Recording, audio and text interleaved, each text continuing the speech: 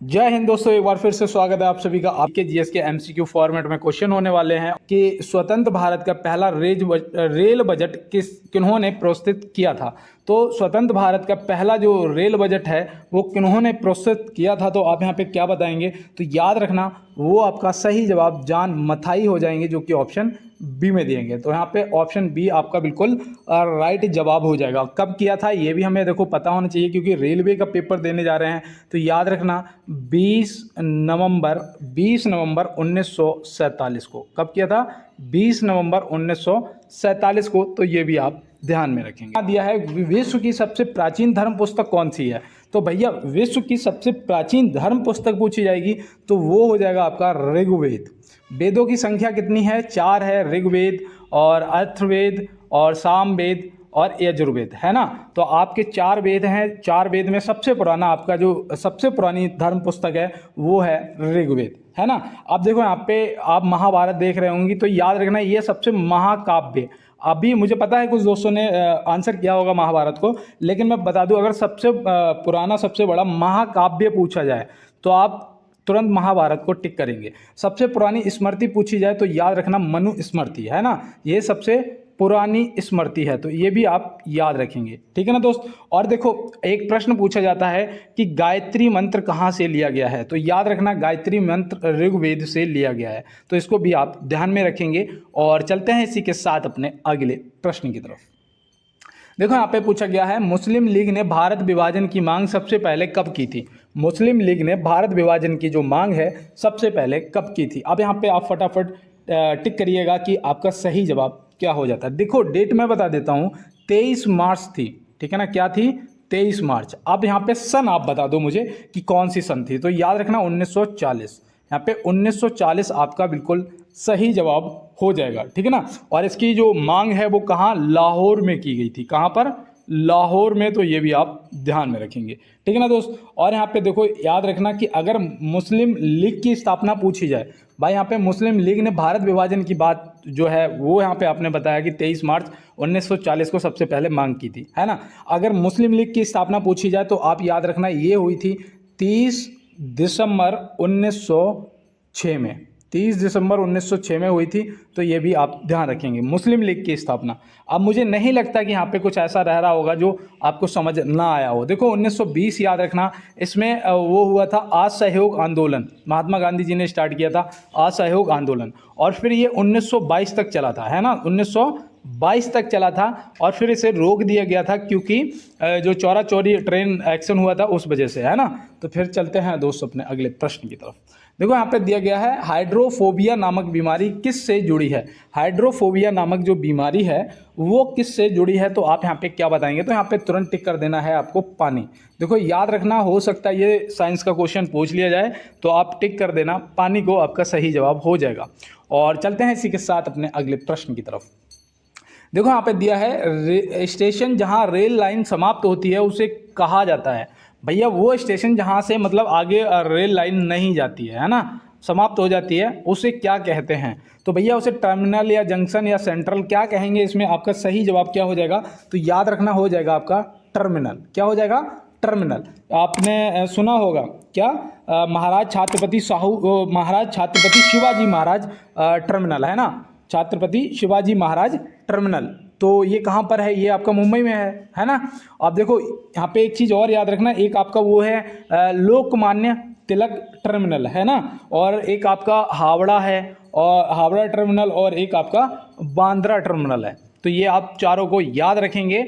और चलते हैं इसी के साथ अपने अगले प्रश्न की तरफ। और रेलवे से भी संबंधित क्वेश्चन मिलेंगे आज। और यहाँ पे देखो ये साइंस का क्वेश्चन आता हुआ बहुत ही बेहतरीन कि मानव रक्त में प्लाज्मा कितने प्रतिशत होता है? मानव रक्त में जो प्लाज्मा है वो कितने प्रतिशत होता है? तो आप यहाँ पे क्या बताएंगे? तो यहाँ पे याद रखना जो आपका सही जवाब है वो हो जाएगा 55%। क्या हो जाएगा? 55%। ऑप्शन सी जो है आपका सही जवाब हो जाएगा। अगर मैं यहाँ पे आपसे ये पूछूं कि प्लाज्मा में कितने प्रतिशत पानी पाया जाता है, बताओ। प्लाज्मा में कितने प्रतिशत लगभग पानी पाया जाता है? तो आप क्या बताएंगे? बताओ कितने लगभग पाया जाता है? तो आप यहाँ पे याद रखना आपका सही जवाब जो है वो हो जाएगा 92%। कितना? 92% पानी लगभग पाया जाता है ना, प्लाज्मा में। तो चलते हैं फिर अपने अगले प्रश्न की तरफ। देखो यहाँ पे प्रश्न आपसे पूछा जा रहा है, हड़प्पा किस नदी के किनारे स्थित है? तो हड़प्पा जो है ये किस नदी के किनारे स्थित है? तो आप क्या बताएंगे भैया? यहाँ पे आपका सही जवाब हो जाएगा रावी नदी। क्या हो जाएगा? रावी नदी। इसकी खोज किसने की थी और कब की थी, आपसे ये भी पूछा जा सकता है। तो आप यहाँ पे क्या बताएंगे? याद रखना, इसकी खोज जो है वो दयाराम साहनी ने करी थी। किसने?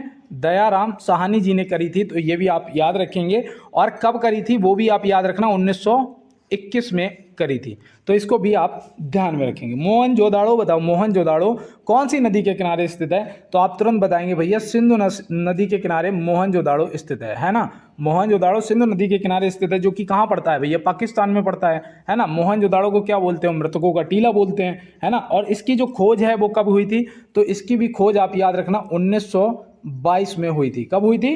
1922 में हुई थी। राखलदास बनर्जी जी ने की थी। किसने? राखलदास बनर्जी जी ने की थी। तो ये भी आप ध्यान में रखेंगे। और देखो लोथल याद रखना, लोथल जो है भोगवा नदी के किनारे स्थित है। लोथल आपका भोगवा नदी के किनारे स्थित है। तो ये भी आप ध्यान रखेंगे। और इसकी खोज किसने की थी? हो सकता है ये आपसे पूछ लिया जाए। तो आप याद रखना रंगनाथ बनर्जी, हाँ ठीक है ना, नहीं, रंगनाथ राव ने करी थी। देखो यहाँ पे यही तो हो जाता है कि चीज़ें अगर रिपीट नहीं करते हो तो दिमाग से उतर जाया करती हैं, है ना। तो याद रखना लोथल की खोज रंगनाथ राव जी ने की थी। और कब करी थी? तो याद रखना 1957 से 58, ठीक है ना, 1957 से 58 में। तो यहाँ पे आप इसको भी ध्यान में रखेंगे। और चलते हैं अपने अगले प्रश्न की तरफ। देखो यहाँ पे दिया गया है, शताब्दी एक्सप्रेस ट्रेन की शुरुआत में हुई थी। तो भैया शताब्दी एक्सप्रेस ट्रेन की जो शुरुआत है वो कब हुई थी? यहाँ पे आपको ये बताना है, ये रेलवे से संबंधित है, कहाँ से कहाँ तक चली थी ये भी आपको यहाँ पे बताना है। तो आप क्या बताएंगे? याद रखना इसकी शुरुआत 1988 में हुई थी। कब हुई थी? 1988 में हुई थी। और ये दिल्ली टू, बताओ दिल्ली टू कहाँ जाती है भाई? कहाँ तक जाती थी दिल्ली से? ये फटाफट कमेंट बॉक्स में बताइएगा। तो याद रखना ये भैया झांसी तक जाती थी। कहाँ तक? झांसी तक जाती थी, जिसे बाद में शायद भोपाल तक कर दिया गया, है ना, भोपाल तक कर दिया गया। तो ये भी आप ध्यान में रखेंगे और आपके लिए इंपॉर्टेंट क्वेश्चन भी है। और चलते हैं दोस्त अपने अगले प्रश्न की तरफ। नरम एवं गरम दल में कांग्रेस का विभाजन कब हुआ था? नरम एवं गरम दल में कांग्रेस का जो विभाजन है वो कब हुआ था, कहाँ हुआ था, और इसे अदर किस नाम से जाना जाता है ना। ये सब आपके लिए इंपॉर्टेंट है। तो याद रखना, पहले तो इसका सही जवाब 1907 हो जाएगा। क्या हो जाएगा? 1907 हो जाएगा, जिसे आप सूरत फूट के भी नाम से जानते हैं। क्या? सूरत फूट। तो सूरत फूट जो है ये कहाँ पड़ी थी? तो ये आप यहीं से समझ आ गया होगा कि भाई सूरत की बात कर रहे हैं। गरम एवं नरम दल में कांग्रेस विभाजन हो गया था 1907 में, है ना। अब यहाँ पे देखो 1906 जिसने भी टिक किया है उसे मैं बता दूं कि दोस्त मुस्लिम लीग की स्थापना हुई थी। क्या हुआ था? मुस्लिम लीग की स्थापना हुई थी, जिसमें एक याद रखना नाम आगा खां, है ना, आगा खां। तो आगा खां और शायद सलीमुल्लाह थे, है ना। तो ये भी आप ध्यान में रखेंगे। और देखो 1920 में क्या हुआ था बताओ? यहाँ पे आप बताएंगे 1920 में क्या हुआ था। तो 1920 में 1920 या 1921 में खिलाफत आंदोलन की शुरुआत हुई थी, है ना। कहीं पे आपको 1920 भी मिल जाएगा, 1919 या 20 में ऑप्शन में एक आएगा खिलाफत आंदोलन। तो ये भी ध्यान रखना, किसने चालू किया था? अली बंधुओं ने चालू किया था, है ना। किसने? अली बंधुओं ने। तो ये भी आप ध्यान में रखेंगे। तो चलते हैं दोस्त अपने अगले प्रश्न की तरफ।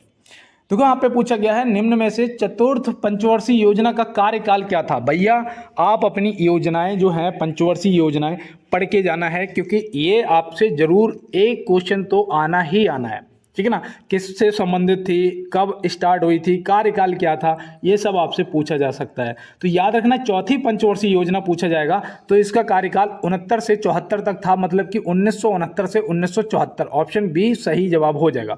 और 1966 से 1969 तक क्या था भैया? तो याद रखना ये था योजना अवकाश। क्या था?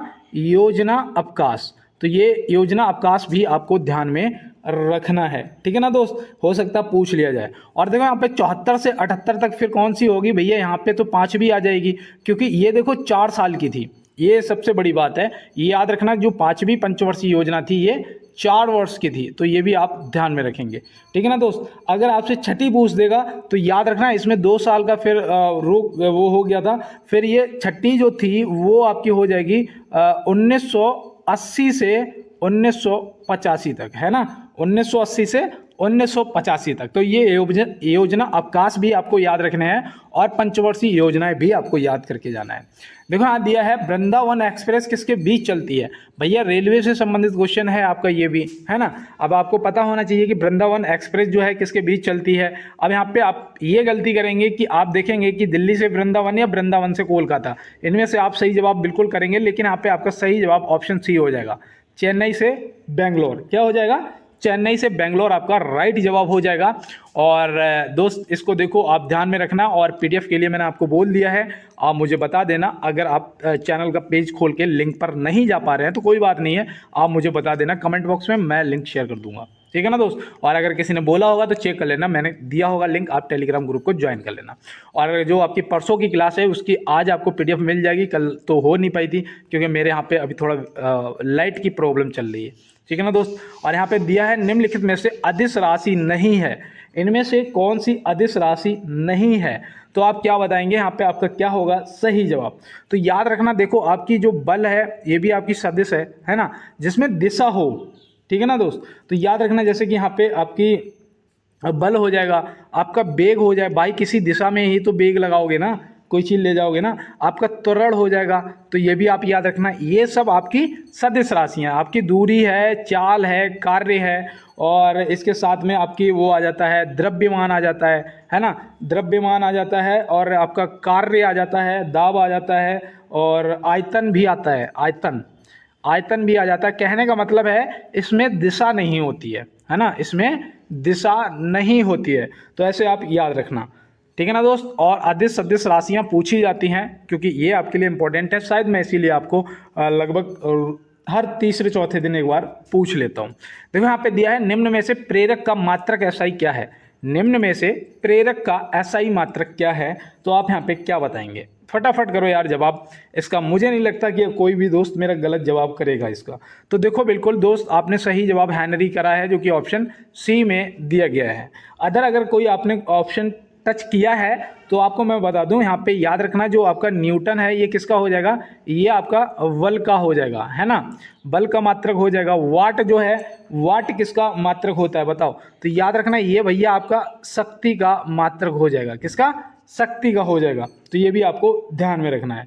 अब बताओ यहाँ पे अगर मैं आपसे विद्युत कूलाम विद्युत आवेश का पूछूं मात्रक, तो क्या बताओगे? कूलाम। क्या बताओगे?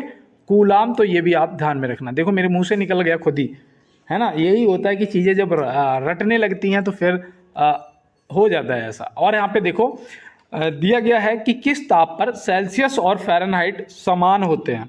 भैया वो कौन सा ताप है जब सेल्सियस और फ़ारेनहाइट का जो रीडिंग है वो समान होगी? तो याद रखना ये बहुत ही सिलेक्टेड प्रश्न है, कई बार पूछा जा चुका है। आप यहाँ पे सही जवाब ऑप्शन सी लगाएंगे, -40 डिग्री, ठीक है ना, कितना? -40 डिग्री। तो यहाँ पे आपका सही जवाब ऑप्शन सी हो जाएगा। और चलते हैं इसी के साथ अपने अगले प्रश्न की तरफ। देखो यहाँ पे दिया है निम्नलिखित में से इलेक्ट्रॉन की खोज किसने की थी? निम्नलिखित में से इलेक्ट्रॉन की खोज किसने करी थी? अब यहाँ पे आप टच करिएगा किसको कर रहे हैं। और देखो ये जरूर बताना कि इलेक्ट्रॉन की खोज कब करी थी, अगर पता है तो आप कमेंट बॉक्स में जरूर बताएंगे, और नहीं तो आप नोट कर लेना, मैं आपको बिल्कुल डिटेल देख के जाऊंगा यहाँ पे। देखो याद रखना जे थॉमस ने करी थी। कब? किसने करी थी? जे थॉमस ने करी थी।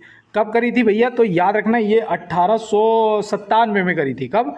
1897 में। हाँ मैं ठीक बता रहा हूँ बिल्कुल, 1897 में करी थी।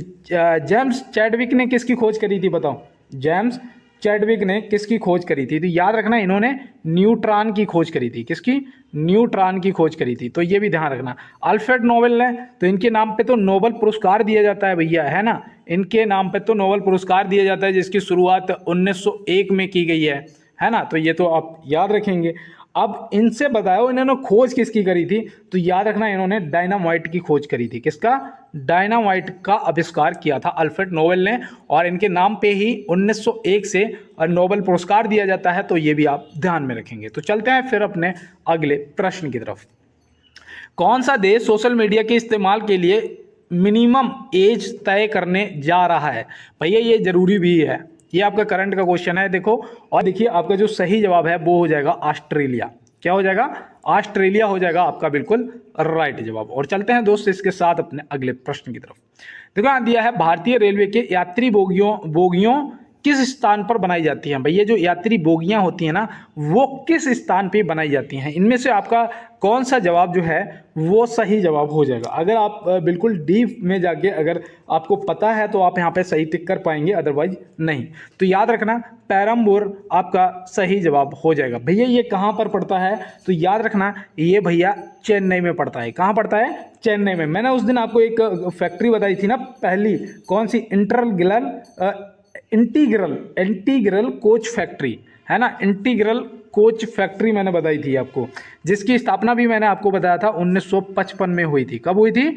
1955 में हुई थी। तो इसी फैक्ट्री की बात कर रहे हैं, ये पैरमपुर में है, ठीक है ना दोस्त। और एक और है कहाँ पर भैया, जो कि आपको पता है कपूरथला में। कहाँ पर पड़ता है भैया? पंजाब में पड़ता है। और इसकी स्थापना जो है वो 1986 में की गई थी। कब की गई थी? 1986 में की गई थी। तो इसको भी आप ध्यान में रखेंगे। तो चलते हैं फिर अपने दोस्त अगले प्रश्न की तरफ। और अपने भाई को यार थोड़ा सा सपोर्ट कर दीजिएगा। अगर पुराने दोस्त हैं मेरे जो भी, वो तो मुझे प्रॉपर लाइक वाला बटन दबाते ही हैं, इसमें कोई संदेह नहीं है। अगर आप मेरे साथ नए जुड़े हो तो यार एक बार भैया का सपोर्ट करिएगा और लाइक वाला बटन जरूर दबाइएगा, और साथ में चैनल को सब्सक्राइब कर लेना, बेल आइकन को दबा लेना। जैसे ही मैं क्लास अपलोड करूंगा सबसे पहले आपको मिल जाएगी, है ना। और देखो अगर हो सके, अगर मेरी वाकई में आप हेल्प करना चाहते हो तो बस इतनी से हेल्प करना कि यार थोड़ा सा क्लास शेयर कर देना। अगर आपके पास कोई भी ग्रुप है या इंस्टाग्राम, टेलीग्राम, फेसबुक, जहाँ भी आप कर सकते हैं तो यार थोड़ा सा शेयर कर देना, है ना। क्योंकि कहते हैं कर भला तो हो भला, किसी का भला हो जाएगा यार, 2-4 क्वेश्चन उसे भी मिल जाएंगे। और यहाँ पे देखो दिया गया है कि भारत में पहली पैरा बैडमिंटन अकेडमी की स्थापना कहाँ हुई थी। तो भैया भारत में पहली पैरा बैडमिंटन अकेडमी की जो स्थापना है ये कहाँ पर हुई थी? तो याद रखना ये हुई थी लखनऊ में। कहाँ पर? लखनऊ में हुई थी। बताओ गोमती नदी के किनारे कौन सा शहर स्थित है? ये आप कमेंट बॉक्स में बताना, क्योंकि ये मैं आपको बहुत बार बता चुका हूँ। देखो दिल्ली जो है ये यमुना के किनारे है ना। और आपका जो कानपुर है ये गंगा के किनारे है ना। अब आप मुझे बताएंगे कि लखनऊ कौन सी नदी के किनारे स्थित है? ये भी प्रश्न आपसे पूछ लिए जाते हैं। और देखो यहाँ पे दिया है निम्न में से कोलेरू झील किस राज्य में स्थित है। तो भैया कोलेरू झील जो है ये किस राज्य में स्थित है? तो आप यहाँ पे क्या बताएंगे? तो यहाँ पे आपका जो सही जवाब है वो होना चाहिए आंध्र प्रदेश। और आंध्र प्रदेश से याद रखना कि भाषा के आधार पर बनने वाला पहला राज्य था, जो कि 1953 में बना था, है ना। भाषा के आधार पर बनने वाला पहला राज्य आंध्र प्रदेश था। और यहाँ पे सबसे ज़्यादा तंबाकू की खेती की जाती है, ये भी आप याद रखना। और कोलेरू झील जो है इसका सही जवाब आपका आंध्र प्रदेश हो जाएगा। तो ये भी आप याद रखेंगे, ठीक है ना दोस्त। कोई दिक्कत आ रही हो तो आप मुझे फटाफट बताइएगा। और देखो महाराष्ट्र में याद रखना, महाराष्ट्र से भी लोनार झील, कौन सी? लोनार झील। और यहाँ पे एक वो मनाया जाता है रंगोली, है ना, रंगोली मनाया जाता है। रंगोली पूछा जाए तो तुरंत बताना कहाँ, महाराष्ट्र से संबंधित है। मणिपुर में बताओ, मणिपुर में कौन सी वो है? तो याद रखना मणिपुर में जो झील है उसका नाम है लोकटक झील। कौन सी? लोकटक झील। अब मैं आपसे पूछता हूं कि राकसताल कहाँ स्थित है? बताओ कमेंट बॉक्स में कि राकसताल कहाँ स्थित है। और चलते हैं इसी के साथ अपने अगले प्रश्न की तरफ और देखते हैं हमारा अगला प्रश्न क्या है। 1 मिनट, क्या हुआ? ठीक है, देखो यहाँ पे दिया है पूर्वी तटीय रेलवे का मुख्यालय कहाँ स्थित है भैया। पूर्वी तटीय रेलवे का जो मुख्यालय है ये कहाँ पर स्थित है? तो भैया मैंने आपको कितनी बार बताया कि जब तटीय की बात आए, पूर्वी तटीय की बात आए, तो एकदम दिमाग हमारा समुद्र के किनारे पहुंच जाना चाहिए, मतलब कि उड़ीसा। उड़ीसा मतलब कहाँ? भुवनेश्वर। ऑप्शन ए हमारा यहाँ पे बिल्कुल सही जवाब हो जाएगा। देखो ऐसे ट्रिक से याद रखने हैं, क्योंकि यार वैसे मुझे नहीं लगता है कि एकदम से सारे रट जाएंगे, लेकिन ऐसे ट्रिक से याद हम कर सकते हैं, है ना। तो याद रखना भुवनेश्वर हो जाएगा। यहाँ पे देखो इलाहाबाद में बताओ कौन सी रेलवे का मुख्यालय है? तो याद रखना उत्तर मध्य रेलवे का। किसका? उत्तर मध्य रेलवे का जो मुख्यालय है वो इलाहाबाद में है। बिलासपुर में बताओ, बिलासपुर में, तो बिलासपुर में याद रखना आपका हो जाएगा दक्षिण पूर्व मध्य रेलवे, है ना। दक्षिण पूर्व मध्य रेलवे का जो मुख्यालय है वो आपका बिलासपुर हो जाएगा। तो ये आपके लिए इंपॉर्टेंट है। और इनके स्थापना दिवस भी याद रखना है। इनके मैं बता चुका हूँ आपको, अभी से जो पहले की क्लासें हुई उनमें सब मैं बता चुका हूँ। और देखो यहाँ पे दिया है भारत में मेट्रो रेल का शुभारंभ कब हुआ था।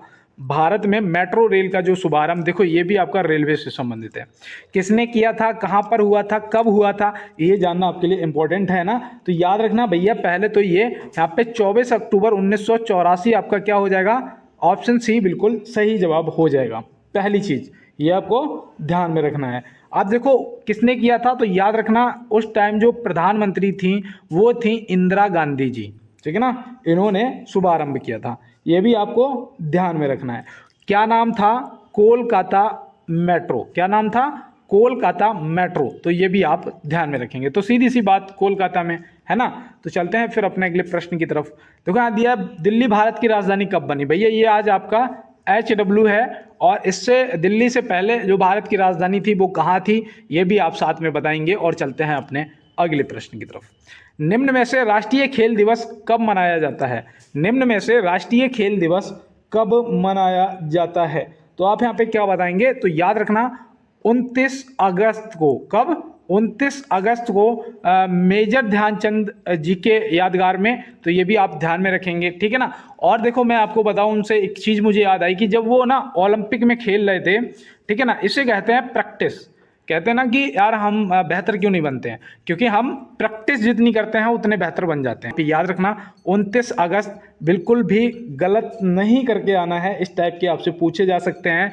8 सितंबर को याद रखना, 8 सितंबर को विश्व साक्षरता दिवस मनाया जाता है, क्या मनाया जाता है, विश्व साक्षरता दिवस मनाया जाता है। 16 अक्टूबर को बताओ, 16 अक्टूबर को क्या मनाया जाता है, तो याद रखना विश्व खाद्य दिवस मनाया जाता है, क्या, विश्व खाद्य दिवस मनाया जाता है, तो ये भी आप ध्यान में रखेंगे। तो चलते हैं दोस्त अपने अगले प्रश्न की तरफ।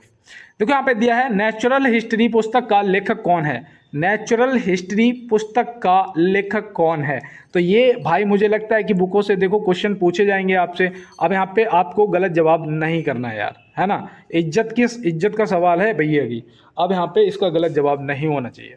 तो बिल्कुल मेरे जितने भी हीरो हैं बिल्कुल सही जवाब किया है, प्लानी द एल्डर, ऑप्शन सी आपका बिल्कुल राइट जवाब होता हुआ, है ना।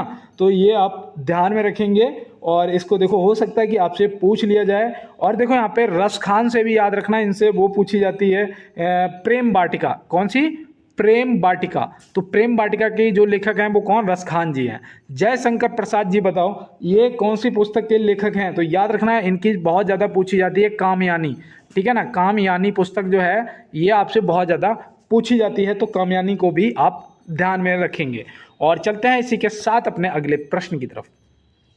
निम्न में से बंगाल की खाड़ी में गिरने वाली नदी नहीं है, भैया कौन सी ऐसी है जो बंगाल की खाड़ी में नहीं गिरती है, तो भैया कहाँ पर फिर जाती होगी वो, तो वो अरब सागर में गिरती होगी। तो इनमें से कौन सी नदी है जो उल्टी बहती है बताओ, तो वो भैया तापी है ना, सीधा सा इतना सोचते ही नहीं है, क्योंकि ये अरब सागर में गिरती है ना, ये अरब अरब अरब मैंने गलत लिख रहा हूँ, वही तो मैं कह रहा कि यहाँ पे अरब क्यों नहीं लिख पा रहा हूँ, अरब सागर, ठीक है ना। तो अरब सागर आप ध्यान रखेंगे, ठीक है ना। और बाद में कि आपकी गोदावरी हो गई, महानदी हो गई, और आपकी ये गंगा हो गई, ठीक है ना, ये सब आपकी कहाँ, बंगाल की खाड़ी में गिरती हैं, तो ये भी आपको ध्यान रखना है, ठीक है ना। कृष्णा हो गई, गोदावरी, गंगा, ब्रह्मपुत्र और महानदी, और ब्रह्मपुत्र को भी याद रखना है, ठीक है ना दोस्त, ये हो सकता है आपसे पूछ लिया जाए। और चलते हैं दोस्त अपने अगले प्रश्न की तरफ। बास्केटबॉल खेल में एक टीम में खिलाड़ियों की संख्या होती है, बास्केटबॉल के खेल में एक टीम में खिलाड़ियों की संख्या कितनी होती है, तो आप यहाँ पे क्या बताएंगे, तो यहाँ पे आपका जो सही जवाब है वो ऑप्शन ए होना चाहिए, 5 खिलाड़ी, कितने, 5 खिलाड़ी। बताओ भैया, मैंने आपको बताया था कि 6 खिलाड़ी किस खेल में होते हैं, तो उस दिन मैंने कहा था ना कि 2 टीम नहीं, यहाँ पे इतने ऑप्शन में नहीं दिए, तो एक ही टीम का पूछ रहा होगा, तो आपने तुरंत बताया था भैया वॉलीबॉल, है ना, तुरंत बताया था भैया वॉलीबॉल, आपका यहाँ पे सही जवाब हो जाएगा। और देखो 9 जो है ये खो खो में होते हैं, किसमें, खो खो में होते हैं। अब आप मुझे बताओ क्रिकेट में कितने खिलाड़ी होते हैं, ठीक है ना, यहाँ पे क्रिकेट में कितने खिलाड़ी होते हैं, आप कमेंट बॉक्स में बताइएगा। और चलते हैं इसी के साथ अपने अगले प्रश्न की तरफ। और यहाँ पे देखो पूछा गया है नमक आंदोलन का प्रारंभ कब हुआ था, दांडी मार्च, नमक आंदोलन, या फिर इसे अदर और एक नाम से जानते हो आप, सवर्णीय अवज्ञा आंदोलन, है ना। अब यहाँ पे बताइएगा यार, अब यहाँ पे मुझे लगता है कि कोई भी दोस्त मेरा गलत जवाब नहीं करेगा, तो फटाफट यार इसका सही जवाब कर दीजिएगा। तो यहाँ पे आपका सही जवाब जो है वो होना चाहिए, क्या होना चाहिए बताइए, तो यहाँ पे आपका सही जवाब 19 अप्रैल 1930 होगा क्या? फटाफट बताइएगा कमेंट बॉक्स में। तो मैं आपको बताऊं, नहीं, यहाँ पे पता क्या हुआ था, यहाँ पे ये एरर हो रहा है मुझसे, देखो मुझे याद आ गया, ये 12 मार्च 1930 को स्टार्ट हुआ था, है ना, और 6 अप्रैल 1930 को ख़त्म हो गया था। तो ये भी आप याद रखेंगे, ठीक है ना। तो 12 मार्च 1930 को स्टार्ट हुआ था और 6 अप्रैल 1930 को समाप्त कर दिया गया था। तो ये भी आप याद रखेंगे और नाम भी याद रखना, सर्वज्ञ अवज्ञा आंदोलन, ठीक है ना। और देखो दोस्त, मैं यहाँ पे आपको और बताऊं, आपसे पूछा जा सकता है अहमदाबाद मिल आंदोलन, है ना, अहमदाबाद मिल आंदोलन भी आपसे पूछा जा सकता है। तो ये याद रखना, ये स्टार्ट हुआ था 1918 में, ठीक है ना, अहमदाबाद मिल आंदोलन। और देखो आपसे वो पूछा जा सकता है चंपारण आंदोलन, चंपारण आंदोलन पूछा जा सकता है, तो वो याद रखना 1917 में हुआ था, ठीक है ना दोस्त, हो सकता है यार पूछ लिया जाए। और देखो आपसे वो पूछा जा सकता है खिलाफत आंदोलन, जो कि अभी मैंने आपको बताया था 1919 में हुआ था, है ना। वहाँ पे मैंने 1920 था, मैंने टिक कर दिया, लेकिन मुझे पता है कि वो आंसर गलत भी हो सकता है, लेकिन कोई बात नहीं है, 1919 आपको ध्यान में रखना है। तो कहाँ दिया है, कौन सी रेलगाड़ी देश में सबसे लंबे प्लेटफार्म पर चलती है? नहीं, प्लेटफॉर्म नहीं होगा, कौन सी रेलगाड़ी देश में सबसे लंबे रेल मार्ग पर चलती है? माफ़ी चाहते हैं, एरर हो गया, और ये रेलवे का क्वेश्चन है, नोट करो, कौन सी रेलगाड़ी देश में सबसे लंबे रेल मार्ग पर चलती है? तो भैया देखो, वो है आपकी विवेक एक्सप्रेस। कौन सी है? विवेक एक्सप्रेस, जो कि ऑप्शन सी में दिया गया है। तो ये तो आपको शायद पहले भी मैं बता चुका हूँ एक बार, ये डिब्रूगढ़ से कन्याकुमारी तक जाती है, डिब्रूगढ़ से कन्याकुमारी तक जाती है, और इसकी जो दूरी है वो 4189 किलोमीटर, 4189 किलोमीटर का सफ़र ये तय करती है। तो ये भी आप ध्यान में रखेंगे। भोपाल एक्सप्रेस जो है, इसे ISO 9001 द्वारा प्रमाण पत्र दिया गया है, तो ये ISO द्वारा प्रमाणित रेल है भोपाल एक्सप्रेस, तो वो भी आप याद रखना। और चलते हैं दोस्त इसी के साथ अपने अगले प्रश्न की तरफ। देखो यहाँ पे दिया गया है, किस नेविगेशन सैटेलाइट सिस्टम से लैस गाड़ियों को भारत में टोल में छूट मिलेगी? लगभग शायद 20 किलोमीटर तक कोई भी टोल वोल नहीं लगना है, ऐसा कुछ है ना। और ये मैं आपको बता दूं, ये आपका करंट का क्वेश्चन है, ये भी आप ध्यान में रखेंगे, ठीक है ना दोस्त। तो याद रखना वो कौन सा नेविगेशन सैटेलाइट सिस्टम है। तो यहाँ पे आपका जो सही जवाब है वो हो जाएगा, लगाइएगा, क्या लगा रहे हो आप, GPS, IGPS या GNSS? क्या होगा आपका सही जवाब? फटाफट करिएगा यार। तो यहाँ पे सही जवाब आपका ऑप्शन सी हो जाएगा, क्या? GNSS। इसका पूरा नाम मैं आपको बताऊं, देखो नोट करो, ग्लोबल लिखने में थोड़ा समय लगेगा, चलो मैं बोल देता हूँ, ग्लोबल नेविगेशन सैटेलाइट सिस्टम, है ना, ग्लोबल नेविगेशन सैटेलाइट सिस्टम। तो ये आप ध्यान में रखेंगे, ग्लोबल नेविगेशन सैटेलाइट सिस्टम। तो यहाँ पे आप पूरा फुल फॉर्म याद रखेंगे। और चलते हैं इसी के साथ अपने अगले प्रश्न पे। विटामिन के का रासायनिक नाम क्या है? भैया ये पता है? पहले तो चलो प्रश्न का जवाब करो कि विटामिन के का रासायनिक नाम क्या है। मैंने आपको सारी विटामिन के रासायनिक नाम बता रखे हैं, B1, V2, V3, V5, V6 सबके आपको बता रखे हैं, लेकिन यहाँ पे दोस्त मुझे नहीं, मतलब बेइज्जती नहीं होने देना है ना। तो बताओ, फाइलोक्लोविनोन, ऑप्शन ए जो है ये आपका फिलिकोनोन आपका सही जवाब हो जाएगा, है ना। अब यहाँ पे देखो, टोकोफेरोल जो है ये कौन सी विटामिन का रासायनिक नाम है? तो भैया ये विटामिन ई का रासायनिक नाम है, जिसे आप ब्यूटी विटामिन के भी नाम से जानते हो, और इसकी कमी से वांझपन भी हो जाता है ना। तो ये भी आप ध्यान में रखेंगे। विटामिन के की कमी से क्या होता है? खून का थक्का नहीं जमता है ना, सॉरी, जैसे कहीं पे ब्लड निकल रहा हो, आपने देखा होगा, फिर वो गाढ़ा होके जमने लगता है ना, तो वो नहीं जमता है अगर विटामिन के की दिक्कत है। सॉरी, कोई याद कर रहा है, विटामिन के की अगर दिक्कत है तो वो नहीं जमता है। और देखो यहाँ पे कोलोकैल्सिफेरॉल जो है ये कौन सी विटामिन का रासायनिक नाम है? तो भैया ये आपका कैल्सिफेरॉल जो है ये विटामिन डी का रासायनिक नाम है। और विटामिन सी का रासायनिक नाम क्या है? तो याद रखना है ये आपका एस्कॉर्बिक अम्ल या एसिड, ठीक है ना, दोनों में से कुछ भी मिल जाए, अम्ल एसिड, इंग्लिश हिंदी में बता रहा हूँ, तो ऐसे आप याद रखना, एस्कॉर्बिक अम्ल आपका विटामिन सी का रासायनिक नाम हो जाएगा। विटामिन ए का रासायनिक नाम क्या है? कमेंट बॉक्स में आप मुझे कंफर्म कराएंगे और चलते हैं दोस्त अपने अगले प्रश्न पे। विटामिन B3 जिसका नाम है नियासिन की कमी से कौन सा रोग होता है? लो, अब यहाँ पे विटामिन B3 का पूछ लिया। अब बताओ यहाँ पे विटामिन में आप छोड़ेंगे इस क्वेश्चन को या करके आएंगे? करके आएंगे तो क्या लगा के आएंगे? तो देखो, विटामिन B3 का नाम सुना होगा, तुरंत बेरी बेरी कर दिया होगा, जो कि आपका गलत जवाब हो जाएगा। ठीक है ना। यहाँ पे आपका जो सही जवाब है वो पेलाग्रा हो जाएगा, जो कि ऑप्शन बी में दिया गया है। और स्कर्वी जो है विटामिन सी की कमी से होती है, और V1 की कमी से वेरी वेरी होता है। तो यहाँ पे जो V3 दे रखा है उसका पेलाग्रा हो जाएगा आपका क्या, बिल्कुल सही जवाब। तो इसको आप याद रखना। और ये एक चर्म रोग होता है। क्या होता है? चर्म रोग होता है। तो ये भी आप ध्यान में रखेंगे दोस्त, आपके लिए जरूरी है। और चलते हैं इसी के साथ अपने अगले प्रश्न की तरफ। नौसादर का रासायनिक नाम क्या है? नौसादर का रासायनिक नाम क्या है? तो भैया नौसादर का जो रासायनिक नाम है वो याद रखना। वो यहाँ पे सही जवाब आपका क्या होगा? लगाओ फटाफट। हाइड्रोजन क्लोराइड, अमोनियम क्लोराइड या सोडियम क्लोराइड? तो यहाँ पे सही जवाब आपका अमोनियम क्लोराइड हो जाएगा। क्या हो जाएगा? अमोनियम क्लोराइड हो जाएगा। मेरे जो दोस्त कहते थे भैया साइंस के क्वेश्चन करो, अब आप साइंस के क्वेश्चन जिस दिन आप कहोगे भैया अब बस साइंस के बहुत हुए, आप कुछ और करा दो, उस दिन मैं कुछ और करवा दूंगा आपको, है ना। साइंस के क्वेश्चन करो आप। और देखो यहाँ पे हाइड्रोजन क्लोराइड बताओ, हाइड्रोजन क्लोराइड किसका रासायनिक नाम है? अब ये प्रश्न भी हो सकता है यार पूछ लिया जाए, तो याद रखना ये हो जाएगा आपका म्यूटेरिक अम्ल का। किसका? म्यूटेरिक अम्ल का जो नाम है हाइड्रोजन क्लोराइड हो जाएगा। सोडियम क्लोराइड ये किसका है? तो ये भैया नमक का होगा, है ना। किसका?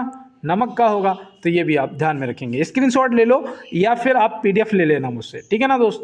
जिसका कोई चार्ज नहीं यार, बिल्कुल फ्री, क्योंकि एक गरीब दूसरे गरीब की मदद करेगा, ठीक है ना दोस्त। ऐसे एक दूसरे का हाथ पकड़कर अगर चलेंगे तो हम लोग अपने जीवन में आगे जाएंगे दोस्त।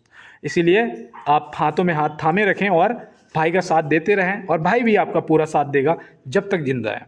और यहाँ पे देखो दिया गया है थायराइड की अति सक्रियता से होने वाला रोग है। थायराइड की अति सक्रियता से होने वाला रोग कौन सा है? तो याद रखना ये आपका ग्रेव्स रोग हो जाएगा। क्या हो जाएगा? ग्रेव्स रोग। आपको ऐसे या फिर ऐसे ग्रेव लिखा हुआ मिल सकता है ना, तो ये आप याद रखना, ग्रेव्स या ग्रेव रोग। तो ये आप ध्यान में रखेंगे। और चलते हैं दोस्त अपने अगले प्रश्न की तरफ।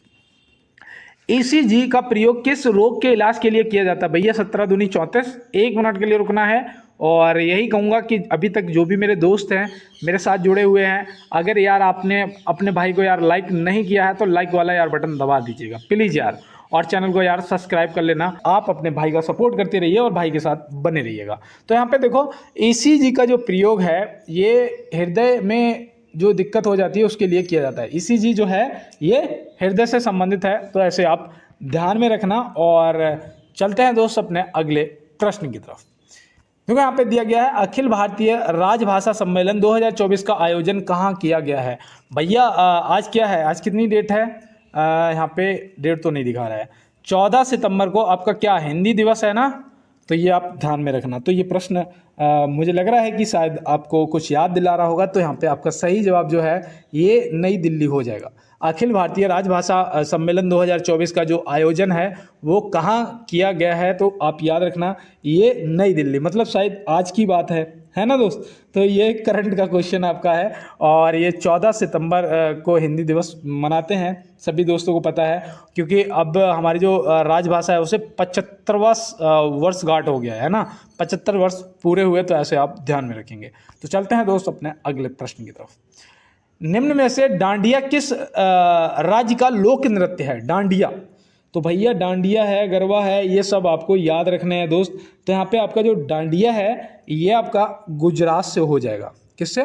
गुजरात से हो जाएगा। आपका गरबा पूछा जाता है ना, रा बना लूँ यार, गरबा। और एक वो होता है गरबा और गरवी, ठीक है ना। यहाँ पे वी चढ़ जाएगा, ई की मात्रा चढ़ जाएगी। तो ये भी आपको ध्यान रखना। ये कहाँ पर? आपके गुजरात में होते हैं। और देखो उत्तर प्रदेश में याद रखना छपेली कहाँ से? उत्तर प्रदेश। तो ये भी आप ध्यान में रखेंगे, है ना, ये आपके लोक नृत्य। और देखो बिहार में आपका वो होता है जट जाटनी।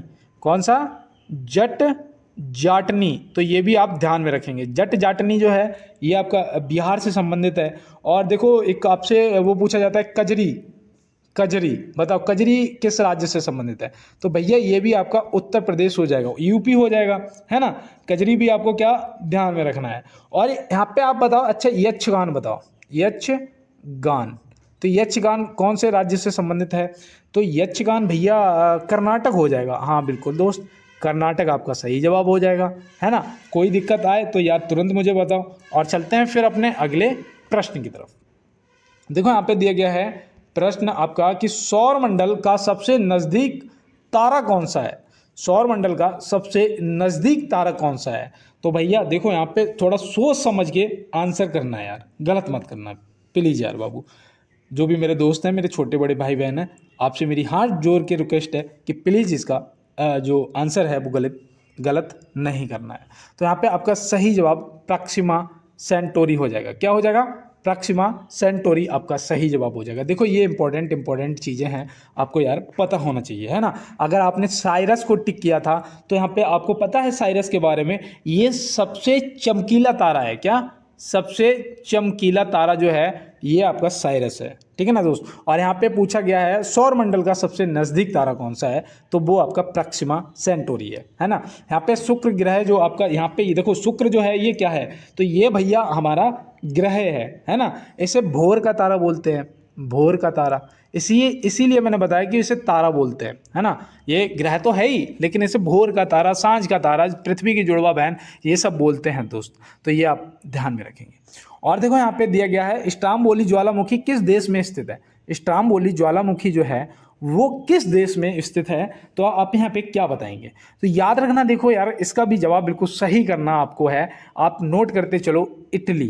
क्या हो जाएगा? इटली। ऑप्शन सी जो है आपका बिल्कुल सही जवाब हो जाएगा। तो मैं उम्मीद करता हूँ आपने इसको नोट कर लिया होगा। अब यहाँ से एक मैं आपको और बता देता हूँ, याद करो एटेना। एटेना जो है ज्वालामुखी, ये भी तो आपकी यहीं पे है, इटली में, है ना। कनाडा में बताओ भैया, कनाडा में कौन सी ज्वालामुखी है? तो याद रखना माउंट रैजल। मैंने उस दिन आपको बताया था ना माउंट रैजल, तो माउंट रैजल जो है ये कनाडा में। इक्वाडोर में बताओ, इक्वाडोर में तो विश्व की सबसे ऊंची ज्वालामुखी है। अब नाम तुरंत आपको याद आ जाएगा कि भैया किसकी बात कर रहे हैं? कोटोपैक्सी की। किसकी? कोटोपैक्सी की। यहाँ पे लिख देता हूँ, चलो कोटोपैक्सी, है ना। और देखो एक यहाँ पे और भी है, कोटोपैक्सी के अलावा अगर आपको याद आ रहा हो तो बताओ। तो नहीं, चिम्बोरजी, चिम्बोरजी, है ना, चिम्बोरजी करके है, तो वो भी आप ध्यान में रखेंगे। तो चलते हैं फिर अपने अगले प्रश्न की तरफ। निम्न में से मारियाना गर्त स्थित है। मारियाना गर्त, ये क्वेश्चन मैं काफ़ी दिनों से देखता था जब मैं किताब खोलता था, फिर मुझे लगा कि यार नहीं, आपको चलो आज बता देता हूँ, क्या पता कि ये कहीं पूछ लिया जाए। प्रशांत महासागर में जो ये सबसे बड़ा महासागर आपका, तो आप ध्यान रखेंगे, है ना। और यहाँ पे देखो अटलांटिक महासागर में भी आपका एक वो गर्त है, क्या नाम है उसका? Puerto Rico. कौन सा है? Puerto Rico. मैं लिख देता हूँ यहाँ पे, पोर्टो लिको, तो इसको भी आप याद रखेंगे, ठीक है ना। पोर्टो लिको जो आपका है ये रिको है, रिको, ठीक है ना, ये रिको है, इसको याद रखना, पोर्टो लिको, ठीक है ना, लियो नहीं है, रिको। तो ये आप ध्यान में रखेंगे। तो चलते हैं फिर अपने अगले प्रश्न की तरफ। संघ लोक क्या था? संघ लोक सेवा आयोग के सदस्यों की संख्या को निर्धारित करने की शक्ति किसको प्राप्त है? अब यहाँ से 40 से क्वेश्चन आपके जो लेवल है थोड़ा सा बढ़ता जाएगा। अब यहाँ पे बताओ कि संघ लोक सेवा के सदस्यों की संख्या को निर्धारित करने की जो शक्ति है वो किसको प्राप्त है? तो यहाँ पे आप क्या करेंगे इसका सही जवाब? तो यहाँ पे हो जाएगा हमारा सही जवाब राष्ट्रपति जी। ऑप्शन ए आपका सही जवाब हो जाएगा। और मैं बता दूं ये आपके उसमें मिलता है भाग 14 में। किसमें? भाग 14 में। और आर्टिकल की अगर बात करें तो याद रखना ये 315 से 323 तक मिलता है ना। 315 से 323 में एक संघीय लोक आयोग या फिर राज्य लोक सेवा का गठन दिया गया है। तो आप वहाँ से इस चीज़ को ध्यान में रखेंगे, ठीक है ना, संघ लोक सेवा और राज्य लोक सेवा, तो ऐसे आप ध्यान में रखेंगे। तो चलते हैं फिर अपने अगले प्रश्न की तरफ। स्वतंत्रता का अधिकार संविधान के किस अनुच्छेद में वर्णित है? स्वतंत्रता का अधिकार संविधान के किस अनुच्छेद में वर्णित है? और मैं आपको बता दूं एसएससी जीडी की जीके की क्लास, ठीक है ना, जिसमें मैं आपको बताऊं जो आपके प्रीवियस पेपर में क्वेश्चन पूछे गए थे उन क्वेश्चनों के साथ में 10 क्वेश्चन मिलेंगे टोटल 30 में से, और उसमें आपको करंट अफेयर के भी 10 क्वेश्चन इस टाइप से और 10 मिक्स क्वेश्चन, है ना। अगर आप मेरे साथ जुड़ना चाहते हो तो एसएससी जीडी की क्लास में जुड़ जाइएगा, जो कि आज आपको क्लास मिलेगी। और आपको देखने को मिलेंगे कि क्या क्या किस टाइप के क्वेश्चन पूछे गए थे हमारा जो अभी प्रीवियस पेपर हुआ था, जिसका अभी फिजिकल शायद बकाया है ना। तो ये आप ध्यान में रखना। और देखो यहाँ पे स्वतंत्रता का अधिकार संविधान के किस अनुच्छेद में वर्णित है, तो यहाँ से आप क्या बताएंगे। देखो अगर एक भी पॉइंट यहाँ पे याद है आपको कि बोलने की स्वतंत्रता, भाषण देने की स्वतंत्रता, पर्सनल स्वतंत्रता, या बंदी अगर जेल में हो और अरेस्ट कर लिया गया तो स्वतंत्रता, ये सारी स्वतंत्रताएं आपकी अनुच्छेद 19 से 22 तक मिलती हैं, है ना। तो ऑप्शन बी यहाँ पे आपका सही जवाब हो जाएगा। सॉरी। और देखो यहाँ पे 14 से 18 तक आपको मैंने कितनी बार बताया है कि 14 से 18 तक समानता का अधिकार है। किसका? समानता का अधिकार है, तो ये भी आप ध्यान में रखेंगे। और अनुच्छेद 25 से 28 तक धर्म से संबंधित है, लेकिन स्वतंत्रता का अधिकार संविधान के किस अनुच्छेद में है, तो ऑप्शन बी जो है आपका सही जवाब हो जाएगा। और ये समानता जो है, समानता का अधिकार, ये आपके अनुच्छेद 14 से 18 और धर्म का आपका 25 से 28 तक हो जाएगा। और देखो यहाँ पे दिया गया है कि भारतीय संविधान में राज्य के नीति निर्देशक सिद्धांतों को शामिल करने के पीछे मुख्य उद्देश्य क्या था। ये प्रश्न देखो, ये आपका मुझे लग रहा है कि आपके लिए थोड़ा सा टाइट क्वेश्चन हो रहा होगा, है ना दोस्त। तो घबराना नहीं है यार, रुकना नहीं है, क्योंकि चलने का नाम गाड़ी और खड़ी हो गई तो बैलगाड़ी। तो दोस्त बैलगाड़ी नहीं है, ये बुलेट ट्रेन है ना दोस्त। तो यहाँ पे सही जवाब कर दो कल्याणकारी राज्य की स्थापना, जो कि ऑप्शन ए में दिया गया है। और चलते हैं इसी के साथ अपने अगले प्रश्न की तरफ। 1857 की क्रांति का चिन्ह क्या निश्चित किया गया था। भाई 1857 की क्रांति से मैं आपको रोज 1 से 2 क्वेश्चन करवाता हूँ, शायद इसी उम्मीद से कि आने वाले टाइम में जब आपसे पूछे जाएंगे तो वहाँ पे आपको सोचना नहीं, सीधा लगाना है कमल और रोटी। ऑप्शन सी यहाँ पे सही जवाब है ना, कमल और चपाती या रोटी। चपाती कहीं चपाती बोलते हैं रोटी को, हमारे यहाँ तो भाई रोटी बोलते हैं, और मोटी रोटी को रोटा बोलते हैं। ठीक है ना दोस्त। चलते हैं अगले प्रश्न पे। 1905 में बंगाल विभाजन किस वायसराय ने किया था। 1905 में बंगाल विभाजन किस वायसराय ने किया था। इन लोगों ने तो बांट दिया था। यहाँ पे सही जवाब है लॉर्ड कर्जन। ऑप्शन ए जो है सही जवाब आपका हो जाएगा। और चलते हैं दोस्त अपने अगले प्रश्न की तरफ। भारतीय संघ इंडियन एसोसिएशन के संस्थापक कौन थे। भारतीय संघ इंडियन एसोसिएशन के संस्थापक कौन थे, तो आप यहाँ पे क्या बताएंगे। तो याद रखना यहाँ पे जो आपका सही जवाब है वो हो जाएगा सुरेंद्र नाथ बनर्जी जी। तो यहाँ पे ऑप्शन ए हमारा जो है सही जवाब हो जाएगा। और इसकी स्थापना भी याद रखना है ना। सोच रहे होगे कि भैया आप तो बस आंसर बता रहे हैं, देखो इससे एक्स्ट्रा देख लो, क्योंकि जो इंपॉर्टेंट है वो तो मैं आपको बताऊंगा। 26 सितंबर, ये 2 बनाए, ठीक है ना। 26 सितंबर 1876 को, 1876 को, तो ये आप ध्यान में रखेंगे। तो चलते हैं दोस्त अपने अगले प्रश्न की तरफ। देखो यहाँ दिया है भारतीय राष्ट्रीय कांग्रेस की सबसे पहली महिला अध्यक्ष कौन थी। सबसे पहली महिला अध्यक्ष पूछा गया है, कौन थी, कब बनी थी। तो आप यहाँ पे क्या बताएंगे, करो आंसर। कुछ लोग सरोजनी नायडू जी को कर रहे हैं, कुछ लोग एनी बेसेंट जी को कर रहे हैं, कुछ लोग इंदिरा गांधी जी को कर रहे हैं। तो मैं यहाँ पे बता दूं दोस्त, आपका सही जवाब एनी बेसेंट जी हो जाएगा। और ये कब बनी थी अध्यक्ष, तो वो भी याद रखना है, ये बनी थी 1917 में। कब बनी थी, 1917 में। और पहली भारतीय महिला अगर पूछा जाएगा, भारतीय राष्ट्रीय कांग्रेस की पहली भारतीय महिला अध्यक्ष कौन थी, तो वो थी सरोजनी नायडू जी। ठीक है ना दोस्त, तो ये आप ध्यान में रखेंगे। तो चलते हैं फिर अपने अगले प्रश्न की तरफ और देखते हैं हमारा अगला प्रश्न क्या है। देखो यहाँ पे पूछा गया है, भारतीय राष्ट्रीय कांग्रेस की प्रथम सत्र की बैठक में कितने प्रतिनिधियों ने भाग लिया था। देखो ये भी आपके लिए इम्पोर्टेंट है, और ये कब हुई थी, कहाँ हुई थी, ये भी आपको पता होना जरूरी है। जो मेरा दोस्त अभी तक मेरे साथ जुड़ा होगा वो इन क्वेश्चनों को कर रहा होगा कि भैया 72 प्रतिनिधियों ने भाग लिया था। कितने, 72 प्रतिनिधियों ने भाग लिया था। इसकी जो भारतीय राष्ट्रीय कांग्रेस की जो स्थापना है, ये जो प्रथम बैठक हुई थी, याद रखना भैया ये 28 दिसंबर को हुई थी। 28 दिसंबर 1885 को। कहाँ पर, मुंबई में, है ना। तो ये आप ध्यान में रखेंगे। और चलते हैं इसी के साथ अपने सेकंड लास्ट क्वेश्चन पे। और यहाँ पे दिया गया है, भारत छोड़ो का नारा किसने दिया था।